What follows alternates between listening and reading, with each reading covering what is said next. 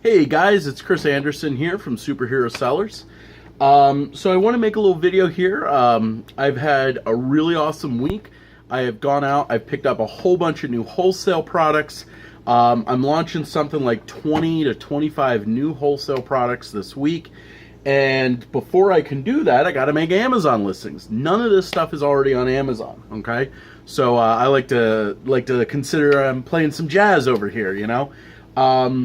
So I'm going off the beaten path. And part of that is I don't have any product photos. So I see a lot of misinformation or a lot of assumptions made about product photography with Amazon. And I'd like to show you guys some tricks that really should take the scariness out of doing product photography. Now, to give you guys a little backstory in my history with doing product photography is I used to be a jeweler. I used to run a jewelry company. Inevitably somebody will ask what my jewelry company is.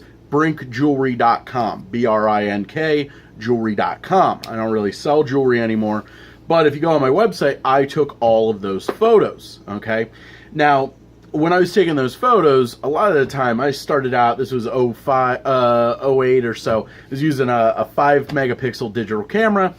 I got okay results, but as I got better, I did it for like a decade, and I'm actually pretty good at product photography, and I'm going to show you guys how you can easily take your own Amazon product photography. Now, if you're doing private label, I just spent a lot of money on this wholesale stuff, and the reason I'm doing my product photos myself is I want them done today, okay? I can't send this to some product photographer and get it done today. And I have it halfway done today, and it took me about 3 hours to take about 10 products worth of photos, okay? So I wanted to do it today. I wanted this to be fast. I wanted it to be done exactly how I wanted it to be done. That's part of why I did it. And of course, it doesn't cost me anything. That's the beauty of this. Now, what I use, okay, is, and I'll show you guys some tricks here in a moment, but a Pixel 1 is the camera that I'm going to use for this. If you guys have a modern iPhone, 6, 7, 8X, any of those, doesn't matter the size, you're fine. That's all you need.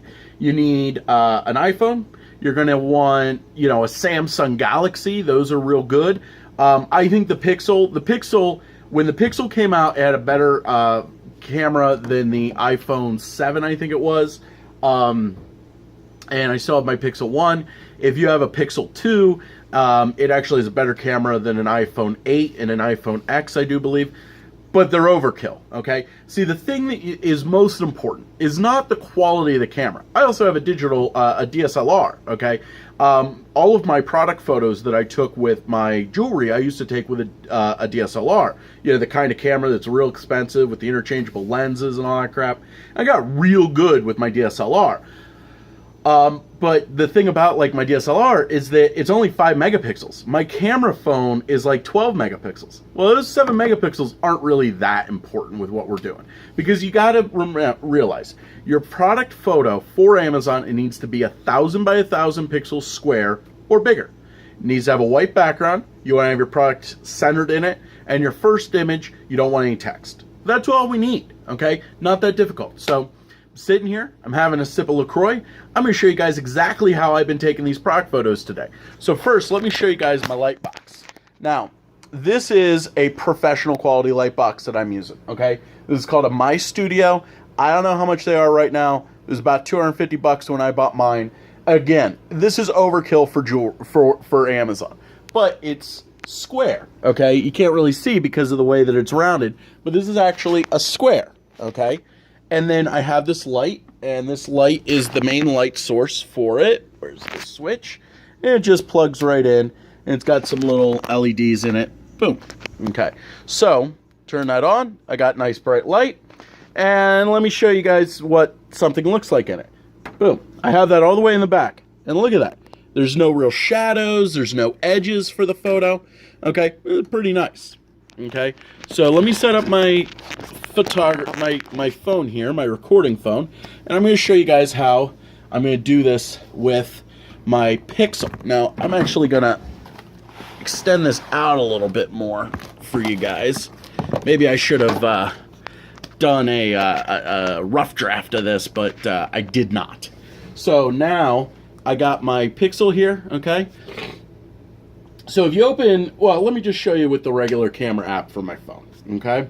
So all I need to do here, I want to get this picture of this LaCroix.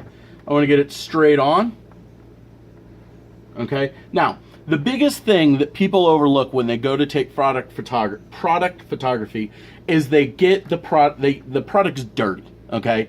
Or their background's dirty, okay? The beauty of this is that this background's completely clean.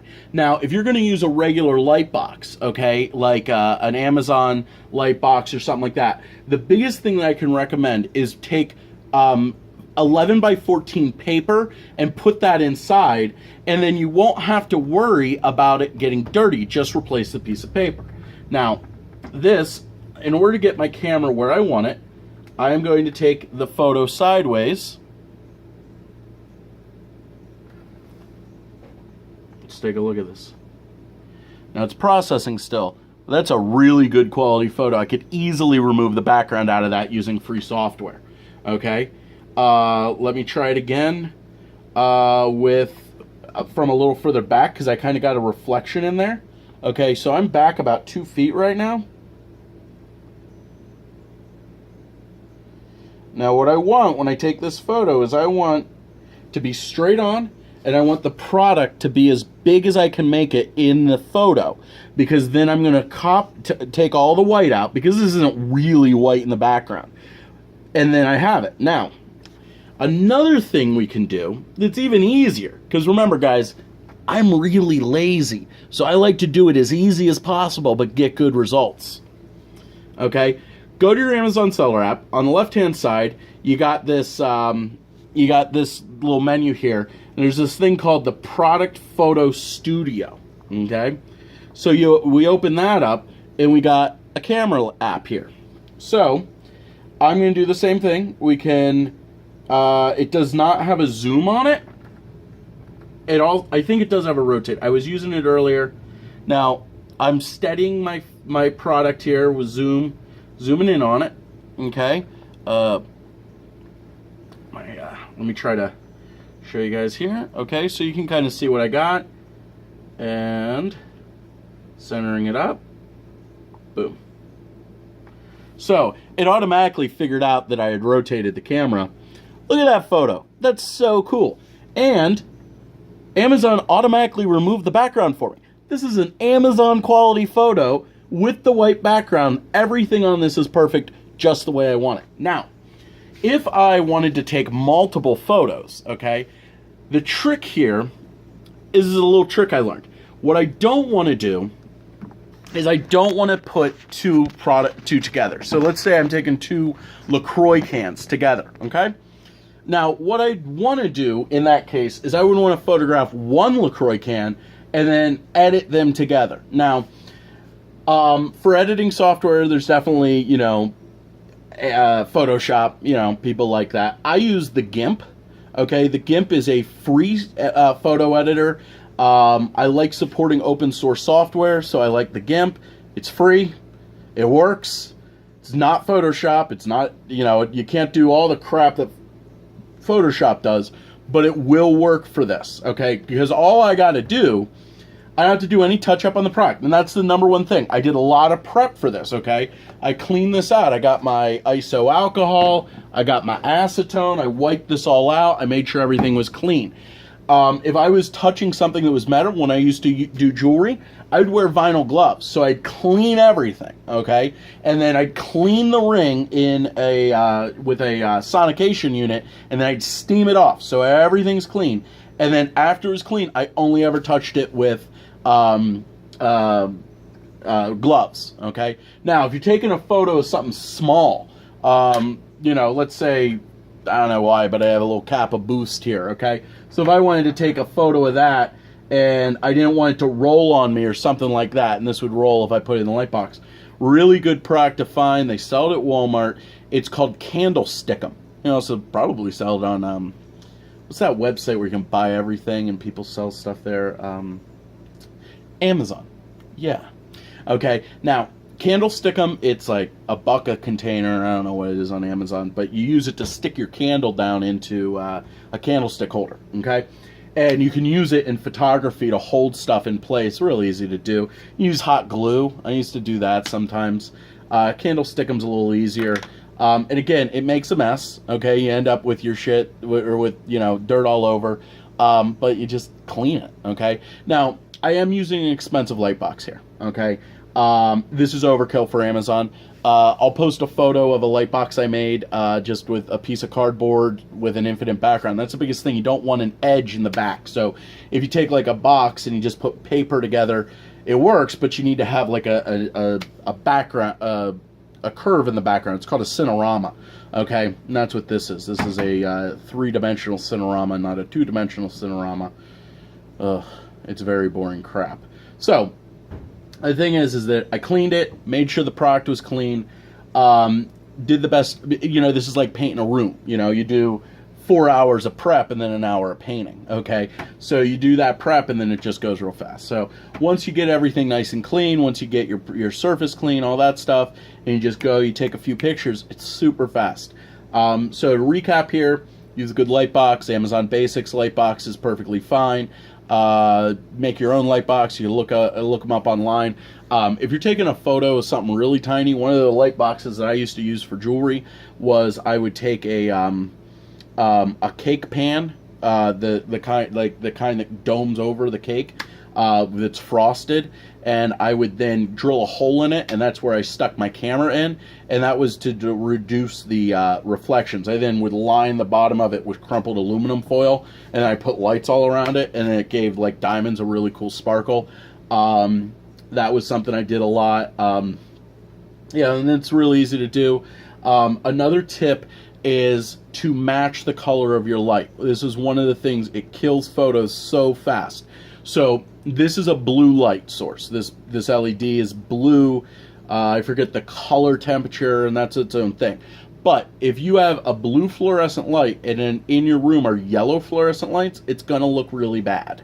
Okay, so what you want to do is you want to ideally have one light source, and you see how this was, where it like has this this piece of plastic here that like the light shines down on the product. That's really good. So you can do something similar to that. You know, if you look at like how photographers do it, they have like the big light boxes and stuff. That's really good. You get the same effect with like sheets. If you look around online, there's so many photography hacks. One of the things I've learned about photographers is they're broke usually because they buy so much photography crap. I've been there, you know what I mean? So they, when they need something, sometimes they get super creative with it and they make their own, okay? And it's pretty good.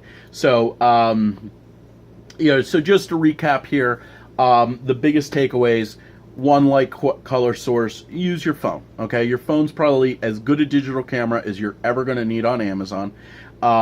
Make sure your background's clean so that you don't have to edit anything out of your photo. Make sure your product's clean so you don't have to edit your product, because airbrushing's a pain in the ass. It takes forever. It's easier to wipe your product. Now, if you're gonna try to take action shots, you know, depending on what you're doing, it might be easier to just buy stock photography and Photoshop your product in.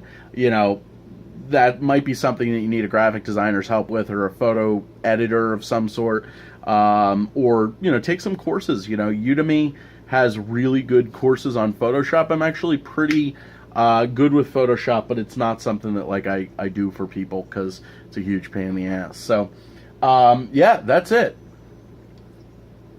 You know, if you're going to be going and doing private label, and, you know, I'm doing wholesale photos today. I had somebody coming here. I'm going to take the private label photos for his new private label line, which is like a multi-$1,000 launch, and I'm going to take the photos for him, you know, and it's not going to be hard. And, you know, it's really not that hard to do. So I think you're doing yourself a disservice if you just hire a photographer from, you know, to do your photos for you. I think that there's a market to just do it yourself and do it right the first time, okay? And if you follow these steps, you should be good. If you got any questions, feel free to ask in this video. Anyway, guys, I will talk to you later. Bye-bye.